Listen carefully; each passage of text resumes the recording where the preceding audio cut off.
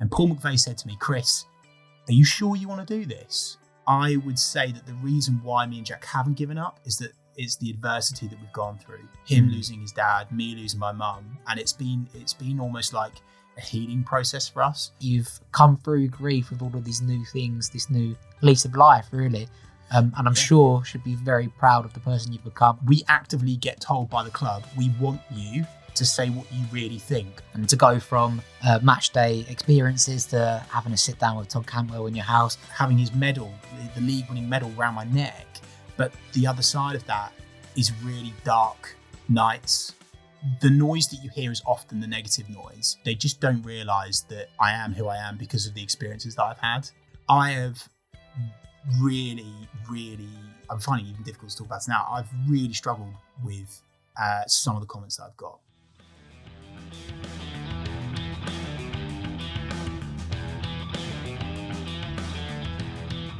Yes, people, we are back again for season 2 of the Football and Feelings podcast. I'm here with our first guest, Talk Norwich City co-host, social media specialist, and all-round lovely man. It's Chris Reef. How you doing, Chris? What an intro. I'll take that. Jonathan Ross style. I'm very good, thank you. I've had a fantastic day. I'm pumped for the new season, but more importantly, I'm pumped to be on this podcast. It is more important than the season, I will admit. Genuinely though, because I've obviously seen that you've set it up. I've watched all of the content, and I really enjoy it. I love what you're about. I love your mission. I love what you're trying to achieve. So it's a genuine privilege to be on. I am blushing already. Thank you very much. First of all, a bit late, but congrats on the engagement. Thanks, mate. That's kind of you. Yeah. Climbed up to the top of Ben Nevis. And pop the big question. It's been in the works for about a year. Nice. Almost couldn't get up off of one knee again afterwards because I was that knackered from the climb. But yeah, no, great. Signed and sealed on a lifelong contract. Delia Smith must be gutted. Off the market. She will be. Good old Delia. Okay, right. Let's just dive straight into it and talk about Norwich. Okay, so in the midst now of this apparent long-term plan that a lot of people speak about and that we've seen sort of play out as well. What's the consensus amongst fans? How are you feeling after coming up to the Prem, going back down? What's the general consensus? Great question to start with. So first of all, Norwich City are very lucky. We're very lucky because we've got a football club with a way, with a philosophy, with lots of young and hungry footballers, and I'm actually really proud to support Norwich, despite the fact that we got relegated. I think we are going to get promoted again. Okay. But there's more of an element of expectation this season. It has to work first time of asking. Daniel Farke really needs to make a good impression because he's been given all of the assets that he needs. So there is going to be added pressure on the manager to deliver. But I'm really hopeful. I think we are definitely one of the best teams in the league. You know, we're signing some real top quality players. Even, you know, for example, Oliver Skipp on loan from Tottenham. You know, Pochettino said that he was going to be captain of Tottenham one day. So we're not messing around, and it's great. And I think there's more of an edge to Norwich at the moment. But of course, time will tell. Yeah, I mean, you've got a lot of young talent coming through. I mean, you're selling a few, but still, I mean, you've had a really interesting transfer season as well. Yeah, well, we've signed a whole new team. It's been unbelievable. It's been probably the best transfer window since I've started following Norwich, which is bonkers, really. Yeah, it's been nuts. We've signed a whole new team apart from a GK, which is really impressive, and I really like that. And it's a good mix of championship experience with some completely unknown players as well, which is great. Stuart Webber's got a real good track record of uncovering some diamonds in the rough. So yeah, again, really optimistic and really excited. But Norwich have an issue, I think, because if we don't offload a fair few of those boys, perhaps not in this window, but certainly by January, I do think there is going to be a culture crisis because we've got such a big squad and it's impossible for Daniel Farke to keep all of those players happy. You know, even at the best of times, a football manager always has issues with that. And I think that's going to be a problem for Norwich. So actually, rather than Norwich coming up against strong opposition, I actually think Norwich's biggest threat this season is self-implosion. And I think that that's something that, obviously, I'm sure Stuart Webber and Daniel Farke will be very, very, very keen to make sure it doesn't happen. Farker speaks very loudly and quite openly about the club situation as well. I mean, like how important it is to develop that infrastructure, paying for previous sins, as he put it, I think. How does that feel as a fan, knowing that there's commitment to the city of Norwich as well as the club's infrastructure, making sure that you're going to remain at the level that you've reached eventually? Is it good, or is there impatience? Because, football fans, they want the Prem and they want it now. Well, look, first of all, I completely applaud Daniel Farker. I've got so much time and respect for him despite relegation. A lot of people outside of Norwich, they don't get that. They're like, well, hang on a minute. You've had one of the worst Premier League seasons you've ever had as a football club, if not the worst, in terms of points that we've actually managed to gather. We've gone down, but despite that, I think that he holds a really good attitude. He's very, very good at the one-to-one stuff. He's very good at looking after young players, very good at motivating He's got a very German philosophy, isn't he? So good at bringing them through the ranks as well. And that, financially to Norwich, works a treat as well. I must admit, though, I think back end of last season, well, certainly since the Premier League restart, there was an element of, a large majority of Norwich fans getting fed up of the same nonsense in the post-match press conferences. So that, what you've said there, Liam, is completely right. It's lovely, but it gets to the point where it's like, well, hang on a minute. This is lovely. This is poetry, and it's nice, but it doesn't really mean anything. We need to see results now. So I think the risk that you run when you put expectation so far down is it does leak into the players' heads and the fans' heads as well. So it becomes more frustrating. So it has lots of positives, but also lots of negatives. Do you think he's the man for the job? Do you think he'll stick at it for quite a long time now?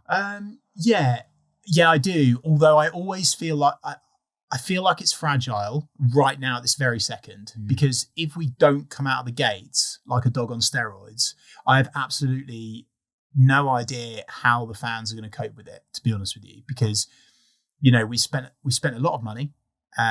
We've made some big wholesale changes to our squad, and he's been given all of the assets, all of the resource, and Norwich fans won't stand for poetry without points next season.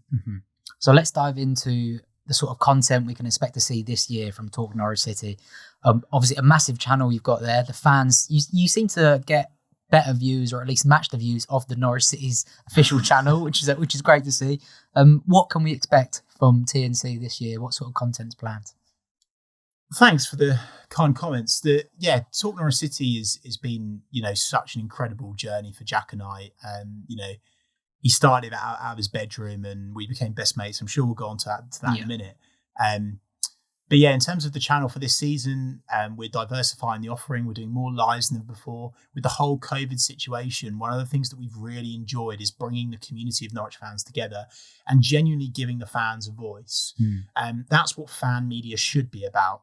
Not just saying you're a fan channel, but not actually interacting with fans. And we've realised that recently. And what the live streams do is that they enable people to be there in the moment, get their statements, often their rants. They probably had a few beers, but they really enjoy the element of conversation and healthy debate as well. So that's what we're doing this season. We've got some massive interviews lined up. We always do, which is great. We're very privileged, grateful and lucky, even though we've worked very hard for it. So, we'll have probably another interview with a player this season and someone within the top brass at Norwich City Football Club. So it's super exciting and we absolutely love it to bits. It's really impressive how you've got that relationship well enough with the club to get there. And I'd like to touch on that soon. But for the listener, could you give like a bit of a lowdown of Talk Norwich City and the role that you and Jack play? I mean, I thought you were brothers at first because of the surname. How did it start? And what's the format now? Well, as I say, Jack started out of his bedroom. He's always wanted to work in media, so he's like the media man, which is why it works quite well. It's kind of like a bit of a Chuckle Brother vibe, really, because he kind of plays the journalist that he asks questions that he knows full well I'm going to explode on because I'm a fan. I'm a proud fan. Such as, what do you think of the blue kit? Don't talk about that blue kit. If not, I'll walk out right now. But no, so it works really well. And he has built it from the ground up. And I've got a lot of time and admiration for that. And the story is he started it, and I actually went up to him for an interview when it first begun. And we just clicked and kept in contact, started messaging. And then very sadly during that period, his dad died. Right. And instantly resonated with me because my mum died too. So I think, so my mum died 2007 of non-Hodgkin's lymphoma cancer. And his father died literally, it would be just a few years ago now as well.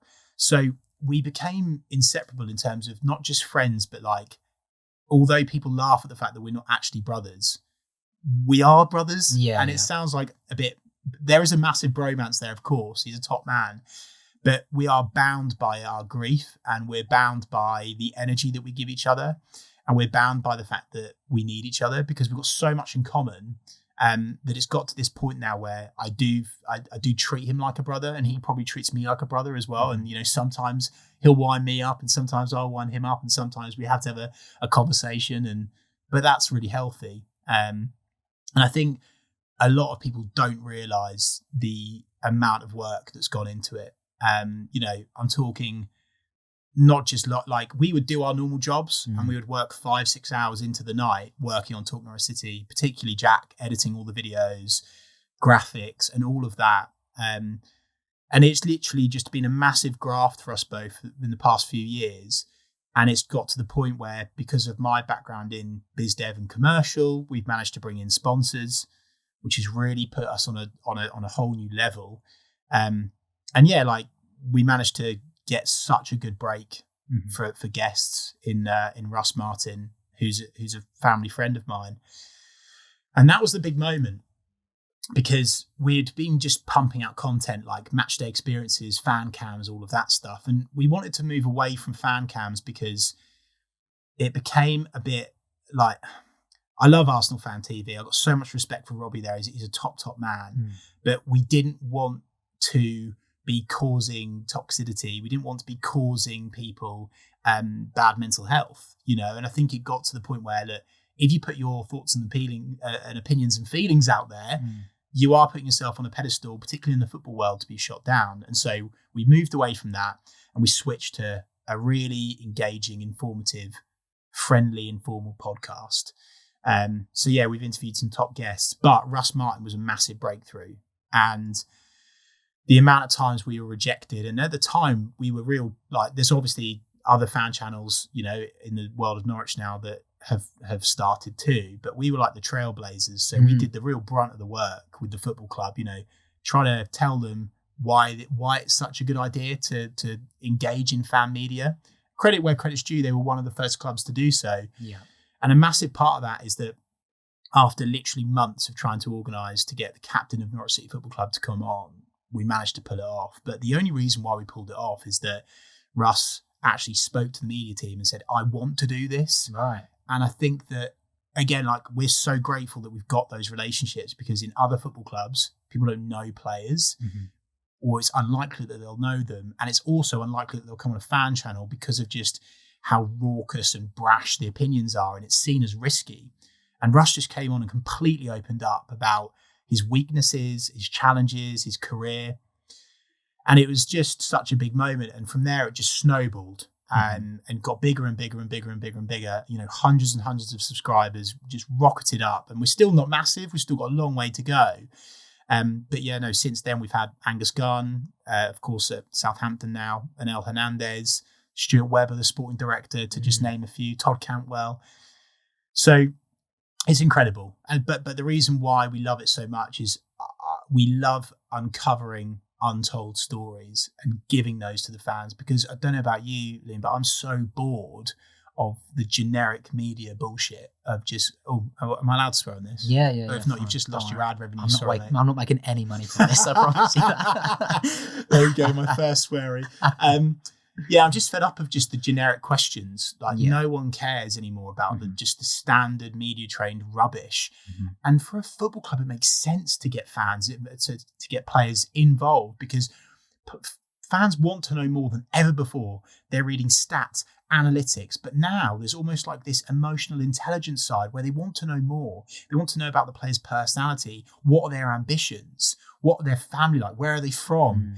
You know, like, and I think that that's so important for a football club to actually give an opportunity to fan channels, because you'll uncover some real goodness that won't be told in front of a normal traditional media camera. It just will not be told. Do you think you catch the players when they're much more relaxed and, you know, rather than the formal media? Yeah, 100%. Because like when you're interviewing someone at a ground or, you know, in a media setting, traditional media setting, it's, they go into autopilot because they're all media trained now, aren't they? Obviously the most important thing is, you know, the lads got the 3 points and blah, blah, blah. Yeah, just going to ignore the question you asked. But honestly, the massive thing is, and one thing I would say to anyone that's interested in the industry or enjoys interviewing or wants to get into it, the most important thing is trust and that you're giving them value, and they've got to feel comfortable. Those are like the 3 things. So the players literally come around to my house and sit in my lounge or what's now my spare bedroom, and we talk to them beforehand for a good half an hour. We tell them all of the questions. We ask them whether they want anything out. We never edit at all because they're so comfortable and they want to open up. So quite often at the start, it can be difficult to get those feelings out of a player. But when they feel like it's a safe space, they open up because they've got our trust. But quite often, honestly, our interviews will take between 2 to 6 months. There was even one interview that we had with Paul Warren, the Rotherham manager at the moment, who's a massive Norwich fan. Managed to get him on our audio exclusive podcast. Give it a listen if you're just a football fan of anyone, because he's a fantastic chap and hilarious as well. It took us 8 months to get that over the line. Most people would just give up and say we've not got the interview. But I was literally messaging the media manager there, emailing him, calling him relentlessly, like an annoying salesperson. You've got to ask questions, but more importantly, you've got to show the value. And I think there's a lot of people, not just in the football world, in football media world, but in life, there's a lot of arseholes out there. They're asking questions, but they're giving no value back. Or they're asking questions, but not willing to listen to the advice. And so that's what I'd encourage. So in a nutshell, that was a bit of a long ramble, but that is in itself the history of TNC. But I'd say our culture and our mission is to give fans a voice, but also do it in a way of such that we really care about people's mental health and their feelings, which is why I wanted to come on this podcast, because I'm so goddamn passionate about it. An amazing interview that, again, like more than anything actually that I'd shout out today, we did an interview with Simon Thomas, and his wife passed away of leukemia and blood cancer, one of the two. Right. Forgive me, Simon. And he really opened up, and we sat there on camera and we all cried together on camera, and showing that vulnerability in a world of testosterone hungry, beer bellied, Stone Island wearing football. You know, it's not easy to do that. And that was a real big moment. And I'd encourage everyone to watch that, because everyone is so... I watched your interview you did with Lloyd. Amazing, by the way. And what I loved about it is he said, football fans just need to calm down. Now, yes, definitely. I still struggle with that. But what I would say is that, you know, and I'll go on to a bit more about me, I'm sure, in a minute, but I really believe in perspective, and actually we go to be entertained. That's all we go for. So at the end of the day, as long as your friends and family are safe and well and alive, and more than ever before, I'm sure now people can appreciate it. So go and watch that podcast with Simon Thomas, former Sky Sports News presenter. I'll post that in the description. I haven't seen that actually, so that does sound really interesting. It's really interesting to hear about the dynamic you have there. I mean, it's a massive credit to the channel you've set up, that the club aren't keeping you at an arm's length at all times, like they tend to. Like you said, Arsenal Fan TV. That's sort of what we've grown to expect. How does that relationship work now? Then I presume you don't have total access, whatever you want, when you want. How does that legwork work?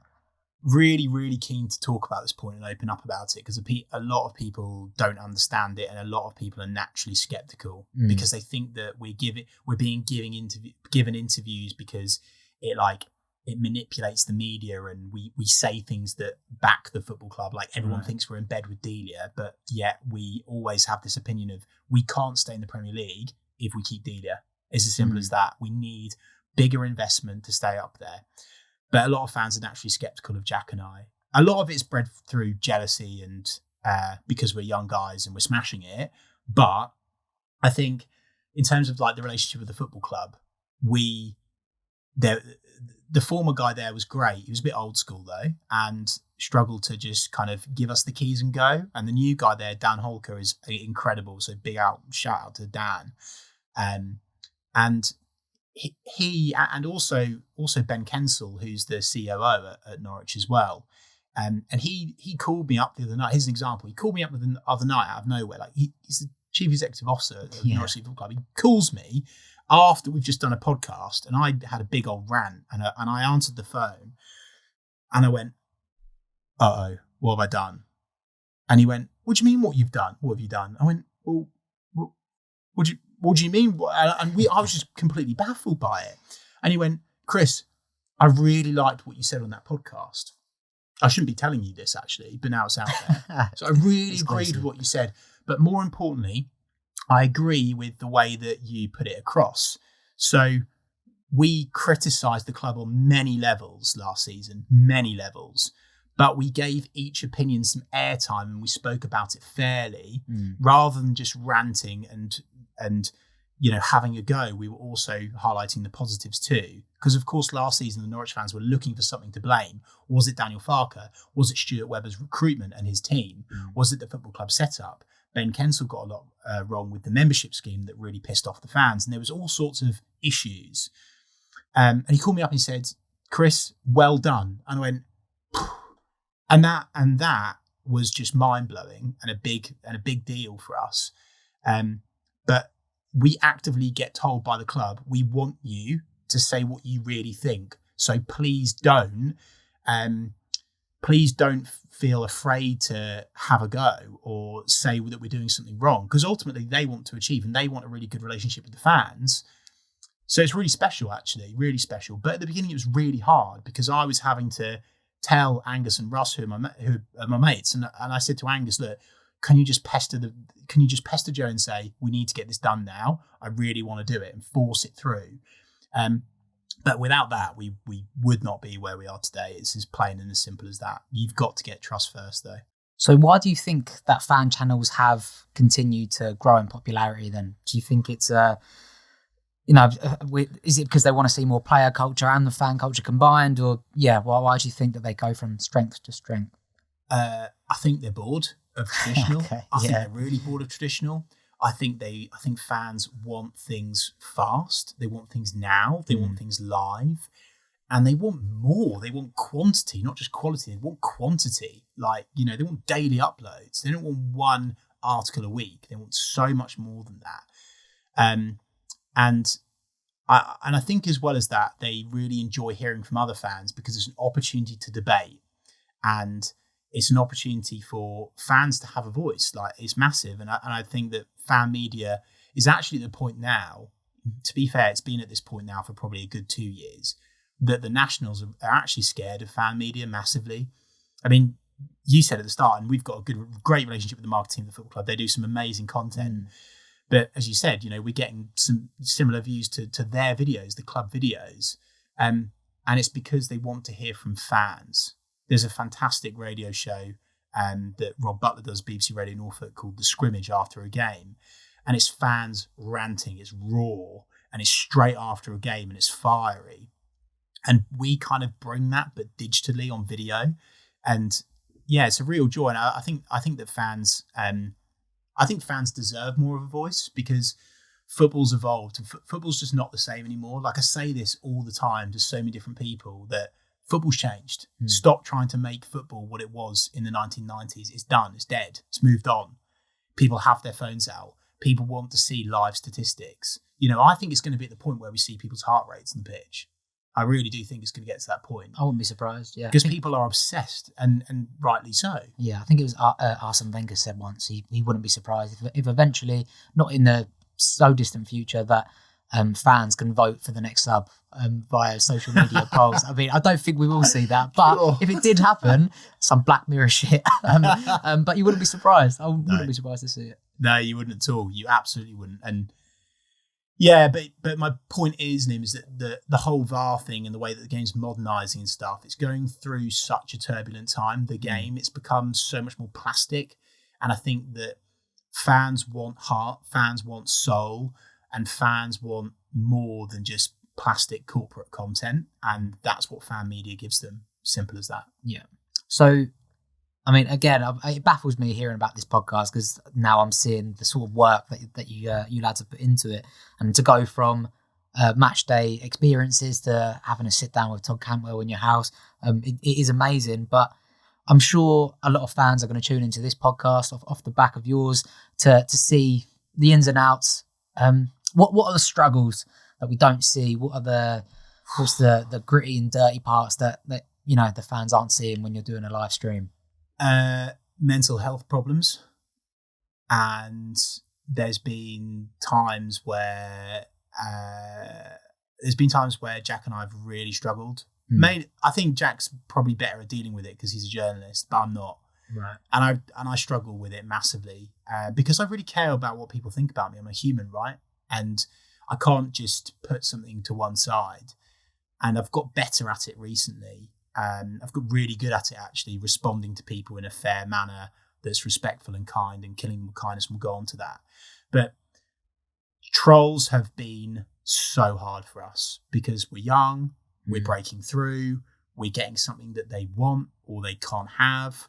We've got relationships with players. I don't want to come across as braggy in this point, but that's been almost a double-edged sword.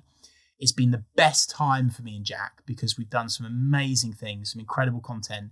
Like I've had Grant Holt, club legend, around my house for a pizza and a beer, doing a watch along, telling us the ins and outs of the game. I saw him drinking his can of Stella. Yeah, exactly. Yeah. And Todd Cantwell, pulling up outside my house in his massive motor and his designer gear and having his medal, the league-winning medal around my neck. But the other side of that is really dark nights and moments where we've never ever wanted to give up because it's driven us on to do more and it's made us work harder. But I would say that the reason why me and Jack haven't given up is that it's the adversity that we've gone through. Him losing his dad, me losing my mum, and it's been almost like a healing process for us.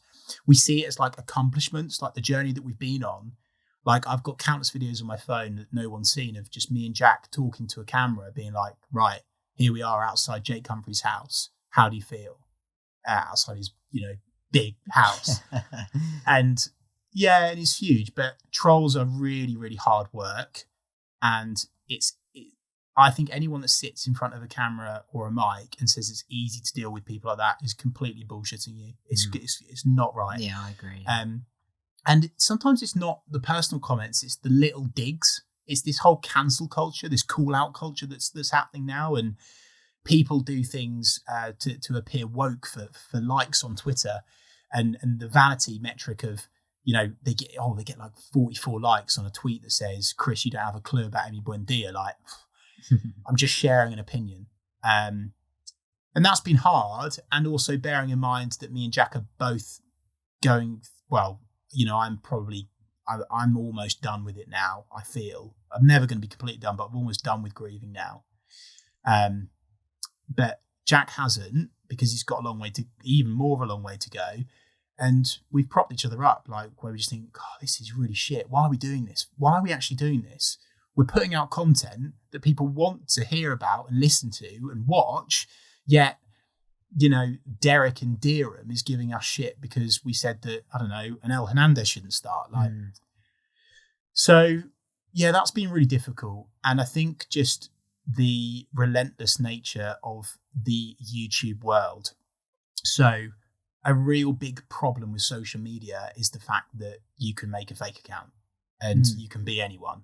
And it's so easy for someone to slag you off with no consequences, but not just slag you off, say real personal things. Like I have really, really, I'm finding it even difficult to talk about now. I've really struggled with some of the comments that I've got, like, people calling me, see you next Tuesday, and people saying that I should have been a stain on the bed sheets, and my dad had a heart attack literally last year, and someone tweeted that to me when I was by my dad's bedside in hospital. And like, I think people, they see a really confident Chris or a real confident Jack because we're mates, like in a pub. Yeah. That's how it feels in a pod. But they didn't realise that we've got everyone's got mental health, right? We need to look after it. And the problem with social is that the noise that you hear is often the negative noise. If you watch one of my cuts podcasts, through so easily, doesn't it? 100%. But also, like, if someone likes something, like, and it's really become apparent recently because we've started a Ko-fi page for people to donate, right? There's people all over the world that have literally just paid £3 to me and Jack just because they like it and they've enjoyed it over the years, but they wouldn't necessarily tweet saying that was an amazing podcast.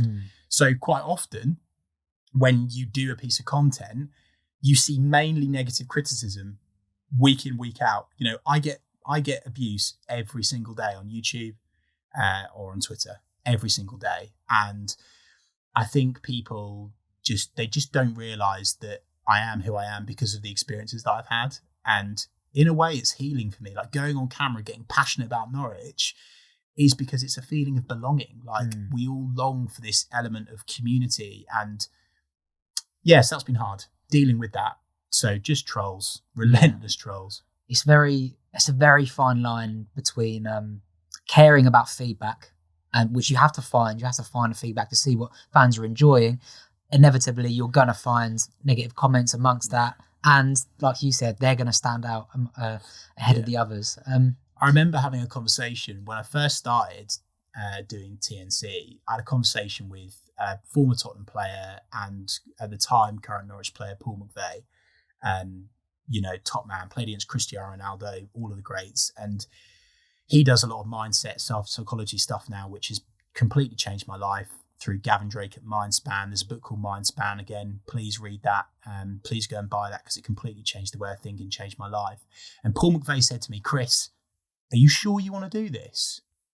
After I first got loads of abuse. And I said, yeah, I do. I was quite naive at that time. Yeah, I do. And he went, Chris, well, I tell you, if you do this, you have to be prepared. You are going to get relentless stick until the day that you finish. And I think a lot of budding YouTubers and kids, like, my girlfriend's a school teacher, love her to bits. And, she asks questions to her kids like, what do you want to be when you grow up? And it's now not so much footballers or astronauts or scientists, it's YouTubers. But they do not realize the implications of being a YouTuber or being a thought leader or an influencer. Like, they just want to be that person. But then when you get to that point, you don't realize there's so much baggage with it. People giving you abuse, people trying to call you out, people trying to, they've got like a narrative of like trying to bring you down. I'm a religious Gary V fan, Gary Vaynerchuk. And he says a great thing, which is there's 2 ways to build the tallest skyscraper in the city. One is to just build the tallest skyscraper.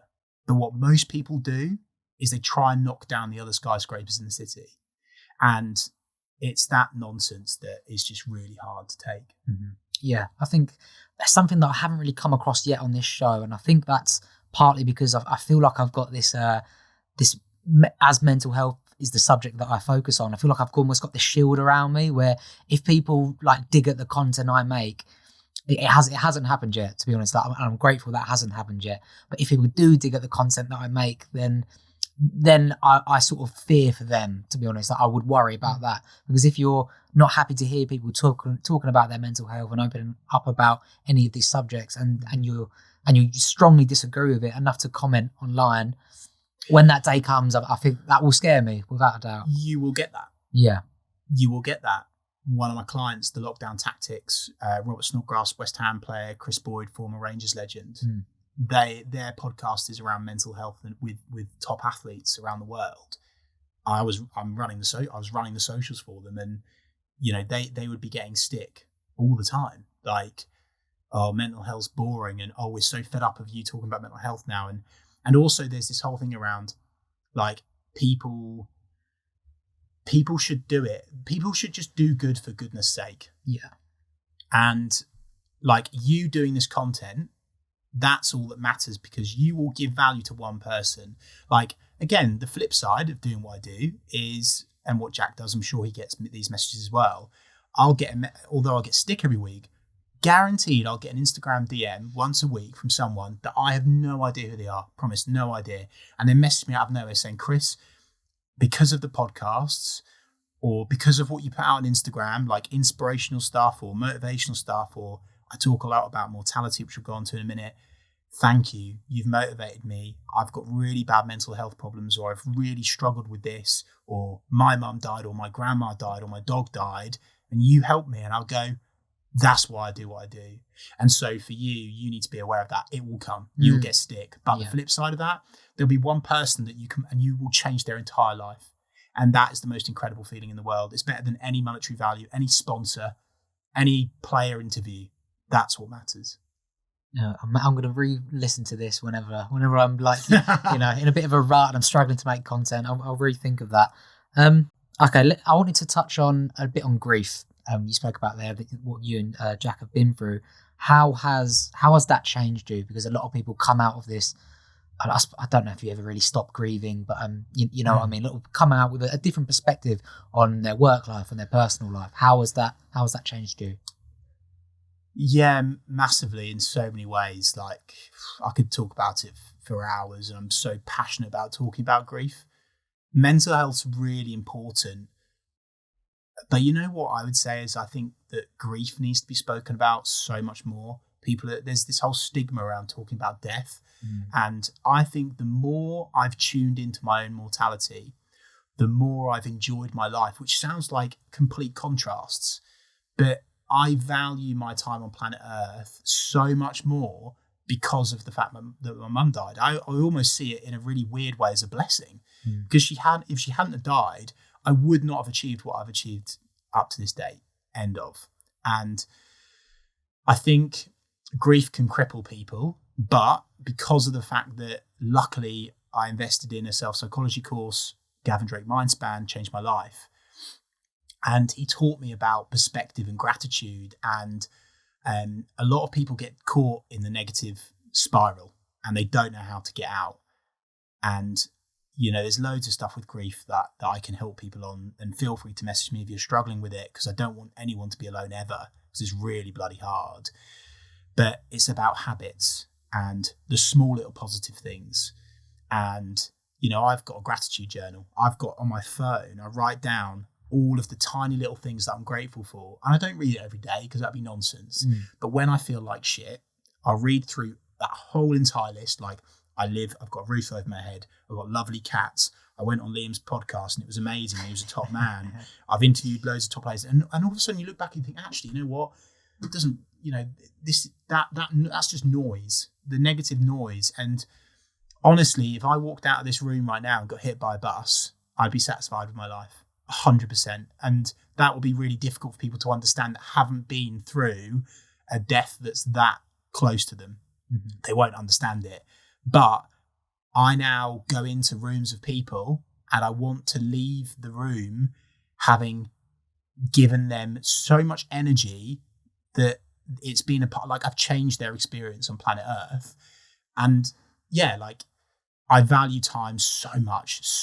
Like I'd rather have time than money, which again, people won't understand unless they've been through it. But I think that's massive. And I miss my mum dearly.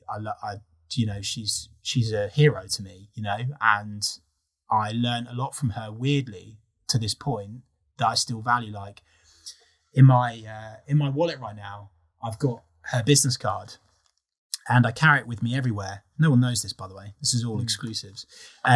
She used to work for a dentistry company selling dentist gear, right? Smashed it. Top saleswoman, amazing. And she managed to get to £1 million in sales before she passed away, for the company, not for her. Don't worry, I'm not that loaded. I'm not loaded at all, actually. And then she died. And so like it's all those little things, like I've got a business card with me everywhere I go. So I'm always thinking perspective, because it can always be worse. Like, and when she passed, one of the first things that I did is I got on a flight to Zambia and I went to an orphanage and I went and helped out at a local school. And again, there's a stigma around that of, oh, you just went for the pictures. And let me tell you that until you go, believe me, it's a life changer. Because I'll tell you a very brief story. When I went to Zambia, and this will help people with grief, I believe. If you're struggling with grief, find perspective, because someone has always got it worse than you. And that sounds cliche, but I'll tell you a quick story. I went to Zambia in a bit of a ropey trip, actually, with my best mate, Mike Manson, top man. And when we went out there, we met a guy called Webby, and he was our security guard, right? He was 17 at the time. Where we were staying, you couldn't go out at night. You know, there was like barbed wire over the top of the, we were like staying in a nunnery, basically. Like, so we'd be woken up in the morning with like nuns singing to us, which was lovely, but also a bit annoying because it was so early in the morning. Anyway, so we were with Webby the whole time. And it got to the end of the trip, and one of the girls we were with, Louise, found out that it was his birthday. So we decided that we'd give him some presents. And I gave him the last present that my mum gave to me before she passed was one of those really old school iPod Nanos with like the flicky spinny bit on it. Sounds weird even talking about it now, doesn't it?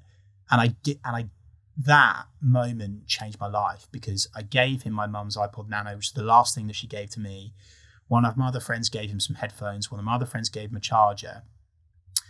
We sung him happy birthday, and he burst into tears, and we didn't really know what to do. It's a bit awkward. Like, we were like, why aren't you happy? Well, I've just sort of started telling you, like, you know, got you loads of stuff. And he said, this is the first time I can ever remember celebrating my birthday, because I lost my mum and dad when I was 6, and I haven't celebrated my birthday since then. His mum and dad both died.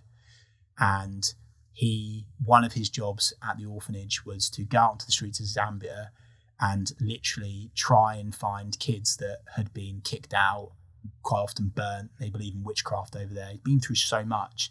He started crying, and he said, I lost my mum and my dad. And that for me was like a game changer, because I was like, this isn't just me. So many people deal with grief all the time. It's not easy, but you've got to find perspective. And I always look at that story and I always think to myself, like, come on, it's doable. You can do it. You can make something of your life 100%. And I honestly see grief now as the petrol in my fire every single day. I would honestly say, Liam, this is really dark actually. I think about death every day. I think about Norwich every day as well, but I think about death every day as well. And quite often I think about my funeral, and I think about who would be there. And I think about who would talk and what would they say, and would it be full to the rafters? And if it's not full to the rafters, I need to help some more people, because I want to live my life with the ambition of loads of people coming to my funeral, having positively impacted loads of people.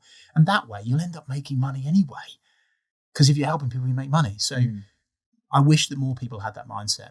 Yeah, I think I went through a stage where I was definitely a naysayer with things like reaching out to people and helping others, and the gratitude journal. I used to think it was a bit wanky, to be honest. Fluffy. But, Yeah. But now I realise now how important those things are, and it's those tiny little bits of a jigsaw that when you put them together, it just makes you feel complete as a person. Yeah. Like I journal. I'll do it a few times a week, not too often. And again, I used to fucking hate that shit. I would think, no, that's just not going to do anything for me. But then you don't see, until you write stuff down, you don't see things get jumbled up in your head so easily. Yeah. And it's not until you get it all out. Yeah. That could either be through speaking, that could be through writing down, and you see everything in front of you. You can put it all together, and you're thinking, that doesn't actually matter. I don't know why I'm thinking about that at all. That here is quite important, so maybe I could focus on that.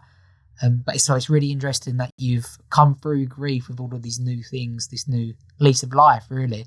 And I'm sure she'd be very proud of the person you've become. I didn't know her, but I'm sure she would be. I really appreciate that, mate. You want to make me cry in a minute. Yeah, like that means everything to me. And a lot of people say that to me, and it literally, that is my highest form of praise. And I'm just gonna keep doing what I do, keep making her proud. Like, literally this week I set up my own limited company. Yes, I saw that. Yeah, REEVE congrats. social media. And yeah, like, you know, yeah, I really appreciate that. She wrote me a letter before she died, and I've never shared. I share everything that I can online because I want people to find value in it. But I've never ever shared the letter that she wrote me because it's so personal to me. And I never will. But there was one part of it which I shared, which was just very brief. When I told the world that I'd set up my limited company, and she just said, if you carry on the way you are and keep up your positive attitude, you'll be a success. And I was just only 14 at the time, and now I'm 26. And that for me was like another big, massive bit of closure for me. So thanks, I appreciate that. But I don't, like loads of people deal with it. And so if I can just make even just a small dent and help, one person a week, it will be amazing. I'd love to do that. Love that. You mentioned Reef Social there. Let's sort of move into that slightly. I want to hear, what is Reef Social? How would you describe that to someone? And then we're gonna come back into some more deep stuff later. No, it's fine. So yeah, I've set up Reef Social Media. It's my limited company. I've always I've been a massive believer in multiple streams of income. Massive believer. It's unlocked so many doors for me, and so many people are confined by this 9 till 5, not just job, mentality. So I'd be doing like my 9 till 5, and then I'd be doing Talk Norwich City until the early hours. Sometimes I'd be doing like my own side hustle in the early hours. And since the age of 16, I've always done social media freelance for like pubs or restaurants or businesses, or someone that's starting off like a campaign or a project. Because I just love helping people. I love them saying to me, Chris, well done, you smashed it. That was massive for me when I was dealing through because of my grief. So I worked up my way through the marketing agency world locally. I now work with arguably one of the biggest and best marketing agencies in definitely the UK, but the world, in Fountain. They've won a global Google award for being the best online, and then I set up my own business because I've always wanted to do it. So I look after currently 12 clients, all sorts of amazing people, non-execs, chairmans, directors, people that want to grow their personal brand, because that's what I've done. So I enjoy doing that, but also small businesses, large businesses, legal software companies, loads of different stuff. And so what Reeve Social Media does is I make social media simple for people, and I take it off their hands, and it is a simple science, really. Post consistently, give value. There's obviously loads of tips and tricks with the content, but yeah, I write social media strategies. I do the digital consultancy piece with them, but I also execute on that. Because a lot of people, they know how to do the talking, but they don't do the delivery or the action. And I think that's what people enjoy about working with me and my agency, is that we take people through the whole process from start to finish. So that's what we do. Brilliant. So working in social media, do you ever, sometimes I feel like this, do you ever feel like you're getting sucked into this artificial world where like the vanity metrics are the most important, and things like that really get under my skin? But for you, is there a divide in how you deal with that at work and how you deal with that in your personal life? I'm working on it. Right. It's not easy. Literally my job is social. So not only do I go on social for enjoyment because it's my hobby or my side hustle with TNC, it's like my business, it's my livelihood. So I'm constantly on social media. I think social is getting a real bad rap at the moment. And it's because things can take off really quickly, negative things, but also there's a hell of a lot of positive stuff, a hell of a lot. Or like charities are making more money than ever before because of digital, of social. People are, breaking news. They're getting news about tornadoes incoming quicker than ever before. People are able to get in touch with their families quicker than ever before. People have the opportunity to make money wherever they are on the whole of planet Earth from their mobile phone. It's mental. And I actually think, yes, social should definitely be to blame for poor mental health. But I also think if you actually engage and follow the right accounts, it can be so good for your mental health. I've connected with some of the most amazing people through social media all over the world because I've actively culled off the negativity. I've got rid of it. Why listen to it? I think a lot of people are quite awkward about like unfollowing people or like unfriending them. But I actually have a process probably every 6 months where I go through my Twitter following, my Instagram following, my Facebook friends, my LinkedIn connections, and I just get rid of them. I just cull them off. And I have this active process of trying to associate myself with winners, with positive people, with people that care about the planet, rather than people that just moan and grizzle and gripe. And, you know, negativity without solutions is not great. And I think it's hard to disconnect from social, but I've got some rules and regs around it now, which I really try hard to do. So, for example, I have a no social Sunday, which I've tried to be doing the last month or so. I've struggled with that, but I'm getting there. It's because the football season is just starting again. That's my excuse anyway. I don't tweet within half an hour after a football match because I'm so like passionate about something within it, and quite often it could come across in the wrong way. So I let myself calm down before I go on social media. I think that social gets a bad rap, but don't forget there's a hell of a lot of positives. There's a lot of money to be made, by the way. Much money to be made. But also it can improve your mental health. But I would just say that if I call it the bullshit circle, right?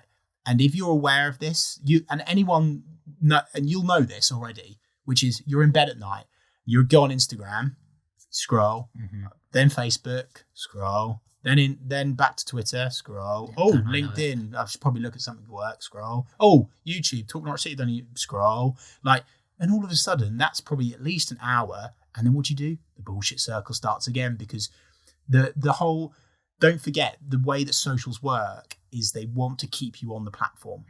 That is how they make their money. They're literally, the architecture of a social media site is built the same way of a gambling website.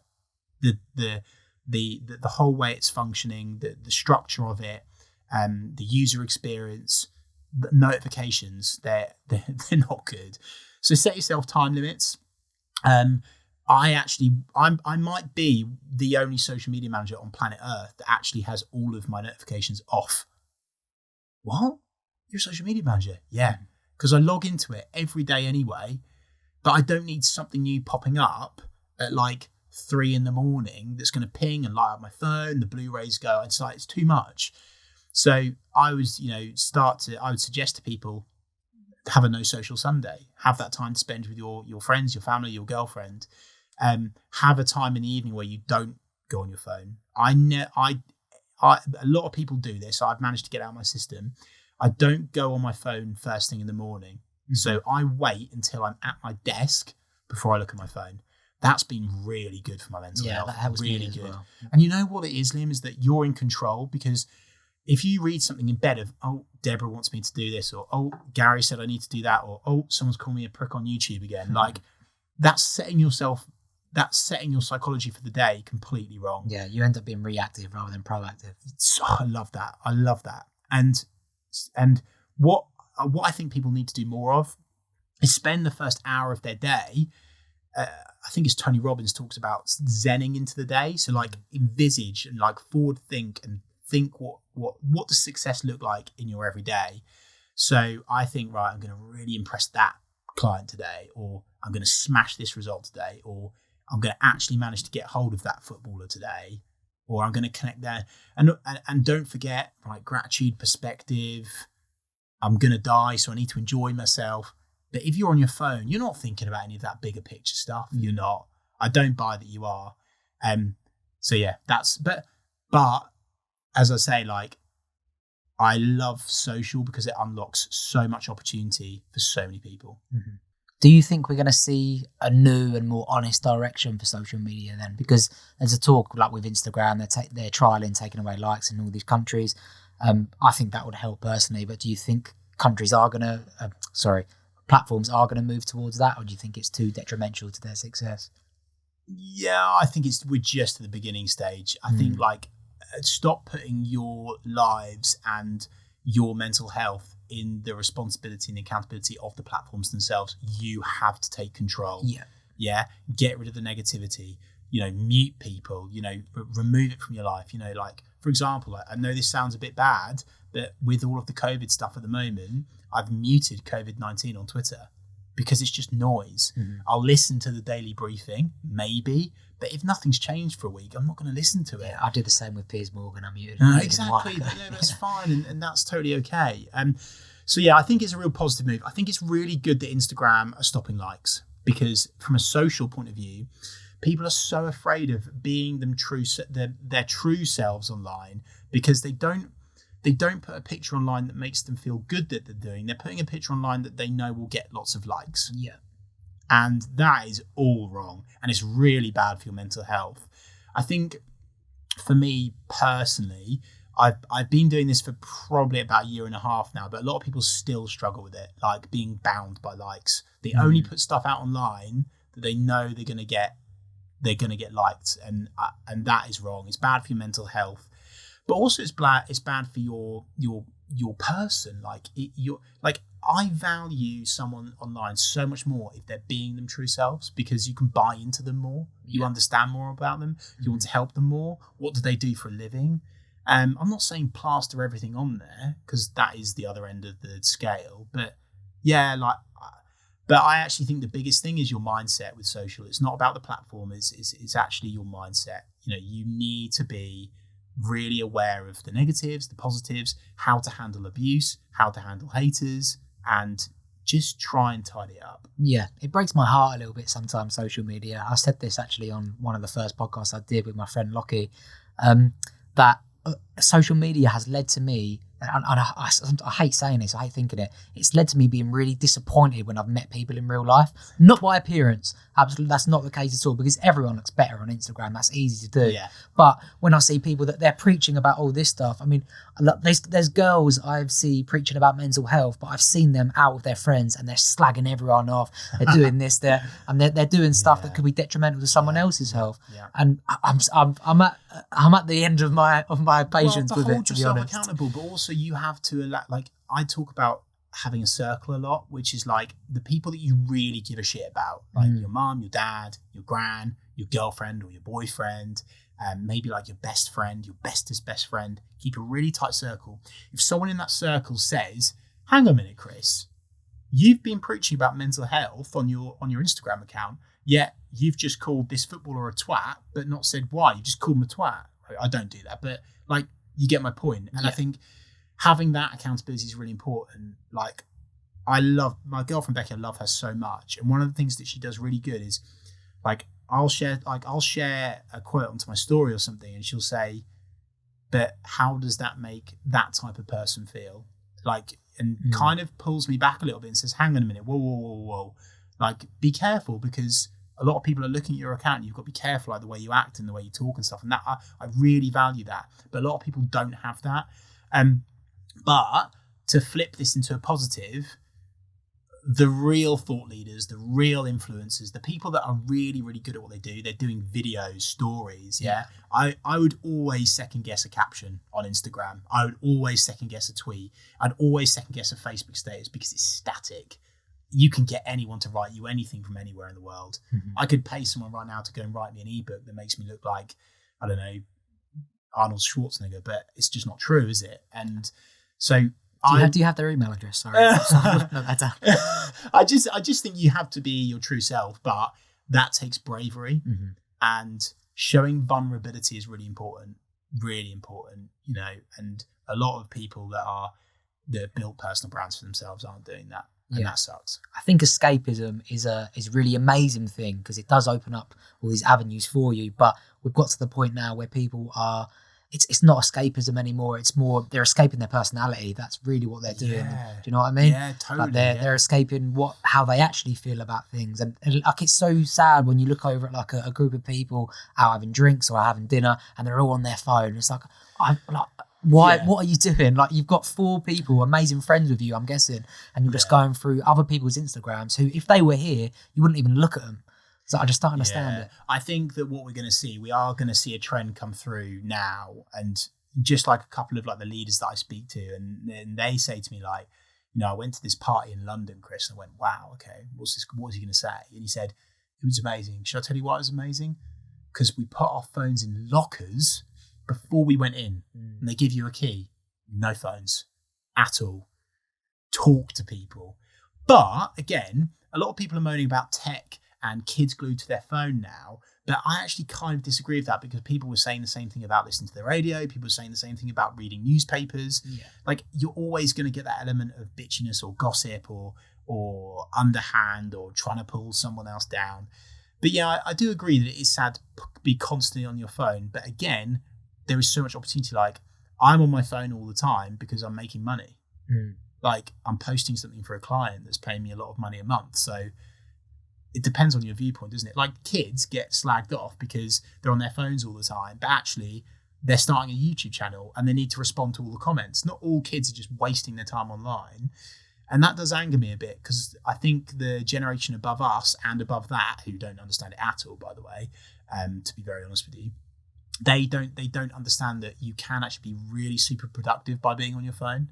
But you're right, there does need to be some off time too. Of course, I need to learn how to be productive whilst on my phone, because that's something that I struggle with a lot. When I spend a lot of time on social media, or just with my phone in my hand generally, I almost feel the motivation get sucked out of me. I'm guessing you don't have the same problem, because for you, if you're on your phone, not all the time, but I imagine a lot of the time, you are being productive. I would definitely agree with the opinion that the more you're on your phone, the less motivated you become, because the more unproductive you can become if you're in the bullshit circle. Whereas if you're on your notes section and you're ticking off tasks and you're closing down the apps that you're done with, oh, right, I don't need to do Facebook anymore because I'm doing something. That's really important. But again, like, it's different for me. Like, it is different for anyone that's been through any serious adversity, because you think, well, what is this piece of this metal plastic that I'm chained by? Like, what does it mean? Like, no one is going to talk about, let's take it back to my funeral again. No one is going to stand up at my funeral saying, oh, Chris, do you remember that Instagram post that you got 1,500 likes on? No one gives a shit. It's like, it's completely irrelevant. And even for brands now, brands want to work with micro influencers that actually get less likes, but more genuine connections with people. So, yeah. Okay, so we've touched on a lot of topics. It's been really interesting to get inside TNC and inside your head and see what's going on, really. I always like to finish. This is sort of new for this season. I call them long ball questions. No more tiki-taka. They're going to be deep. Sam Allardyce stuff. Yeah, long ball style. I want quick fire. Okay. Not too quick. Like moderate speed limit, 30 miles an hour answers. Okay. So in the world of football, what's the most emotional moment that you've been a part of? That could be positive or negative. Wow, that's huge. Okay, I've got three, if you don't mind. The most thrilling, joyous moment was going to Portman Road, Ipswich Town, of course, and beating them 5-1 in their own back garden. That was amazing. That we were dancing on the terrace. That for me was just like huge. It was like so incredible. Of course, Norwich have won at Wembley, which is amazing. Won this season that I would say that was probably the most jubilant I've been all time. Was we beat Man City at home, and it was like literally David versus Goliath. We didn't have a chance. We had 9 players injured, and we beat them. That was incredible. Probably the saddest I felt was Fulham away. All we had to do was draw, and we lost 6-0 or 6-1, and I cried all the way home. I was a kid, but still, I'd probably cry now. To be fair. In fact, I still do. You'd be on a live stream, a few Australians, mate. Exactly, mate. Get over it. No, but that's probably the most emotional I felt at football matches. Love it. And next question: are you proud of the person you've become or are becoming?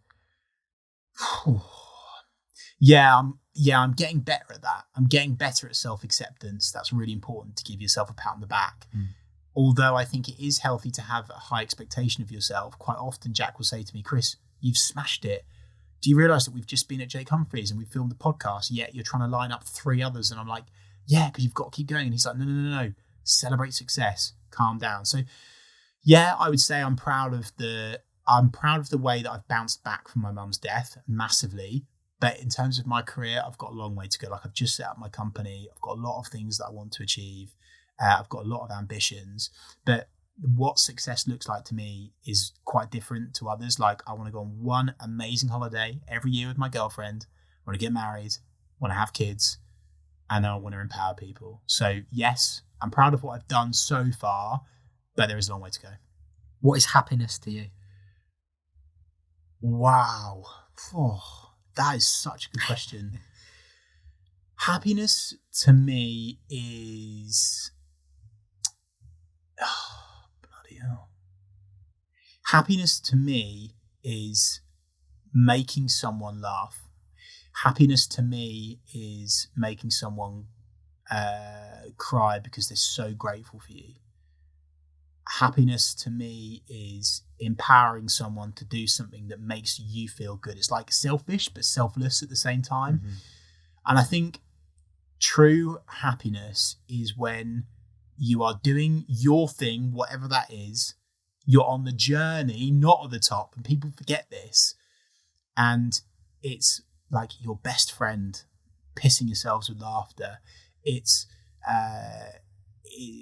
being at the bottom of the Christmas tree with your mum. It's, you know, like, and I think the happiness means so many different things to different people. Like, one of the things that I have a massive debate with my old man about all the time is he's very, very money driven. And because of my experiences with money, because of like my stepdad and my mum, and quite complicated, but I now don't enjoy talking about money, and I'm not motivated by it either. Mm-hmm. So he's like, you could do this, you could do that, you could do that. And I'm like, Dad, I just want to be happy. I just want to watch telly with my girlfriend or go on a lovely holiday, and that's okay. And so I think for anyone that's watching this and listening to this, I would say someone else's happiness doesn't have to be yours, and be careful who you listen to, because they're saying, well, if you go to uni, you'll get this job and then you'll be really happy. Nonsense. Mm-hmm. If it doesn't feel right, don't do it. You know, happiness can mean so many different things to different people, but for me, happiness is when like you're with someone and they are so grateful for your presence and you're bouncing off each other and there's a really high energy in the room. Like, that's true happiness. Mm-hmm. I like that. I like the emphasis on being happy in the journey as well, rather than focusing on that final outcome. Because that final 100%. Outcome, when you reach that, there's another one. It's fun getting to the top. Like, it's so fun getting to the top. But like, honestly, even just in a TNC perspective, now we've interviewed players. Like, the only place we can truly go is like Delia and more nationals. But like, we're really enjoying this now because we know that we're in that middle bit. Yeah, and people have got to remember that. Love it. And last question of the day, Chris. What values do you try to live your life by? Gratitude, perspective, and mortality. So being grateful for all of the little things, waking up in the morning and looking at yourself in the mirror and saying, thank you for being you. I'm so grateful that you are who you are. Thank you. You're enough. You are enough as you are. It's okay. It's okay, you're enough as you are. And being grateful for the little things, that's massive. And a lot of people are obsessed with materialistic stuff, and it just pisses me off so much because, like, yes, it might make you happy, but like, you're just moving on to the next thing all the time. Mm-hmm. Like, be grateful for your mum while she's here, because she could get cancer and die, and I felt it. And if I could, I just wish I could go back and have just 20 minutes just to chat. And so I always tell people, be grateful for you see your dad you're moaning about, be grateful for him because he's not going to be here forever. And perspective as well. So we spoke about that before with like my Zambia story. So someone's always got it worse than you. So, you know, like, say you post a YouTube video, Liam, and you're thinking a bit shit about it. And you're like, oh God, this didn't go well. Like, perspective, come on, bigger picture. Like, what does it mean? It's just one YouTube video. There's a long journey to come. You know that you've got to be consistent and continuously give value to people. Mm-hmm. So it doesn't matter. Have perspective. A phrase that I really like at the moment is zoom out. People don't zoom out enough. Yeah. They're constantly focused on today and tomorrow tops. Some people think about next week. I'm talking to people today because I want to one day work with them in 2 or 3 years' time, plant seeds like that perspective. The last thing is mortality. Again, people don't talk about this, but I'm not afraid to talk about it. Think about your own death. Seriously. Like, what if you're unhappy in your job, Why the fuck would you stay in your job if you're unhappy? Go and work as like, honestly, like, well, go and work in a coffee shop and chat to people all day. You know, if you enjoy talking to people, do your thing. It's fine. But yeah, if you're feeling shit in your job, quit, because you've not got long. There's this amazing graph, which I'll have to send you to link to the video. And someone draws it out, and it's like, okay, so you're born 0. Okay, you first start to do things-ish when you're between 10 and 12. You start to pick up memories a little bit before that for some other people too. You get your first job at most people, probably 17, 18, yeah? Then you work